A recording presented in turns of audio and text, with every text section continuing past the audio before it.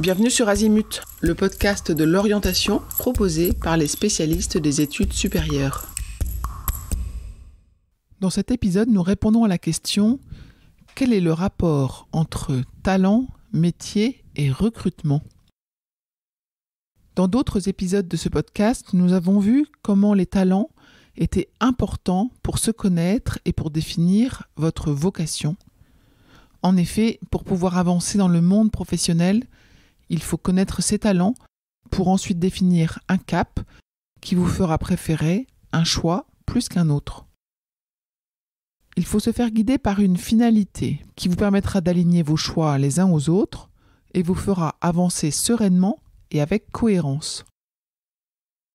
Pendant longtemps, les professionnels des ressources humaines se sont concentrés sur les compétences et les performances de leurs salariés.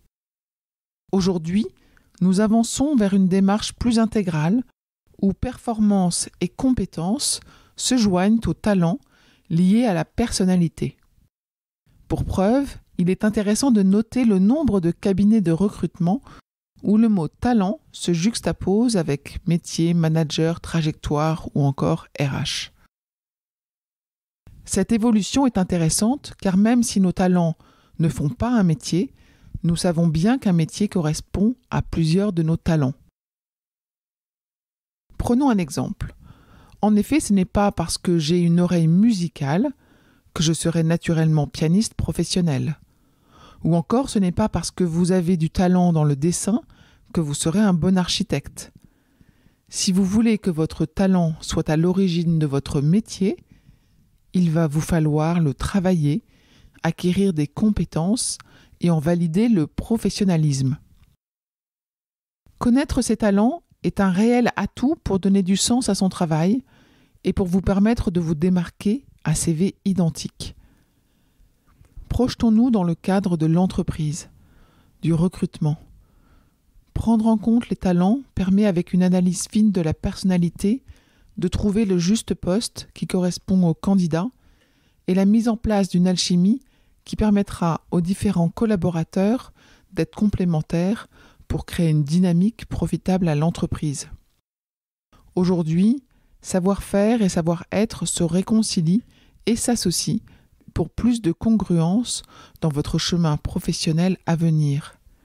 Alors si vous êtes au lycée, évidemment, la projection vers le recrutement ou vers la professionnalisation n'est pas forcément votre priorité.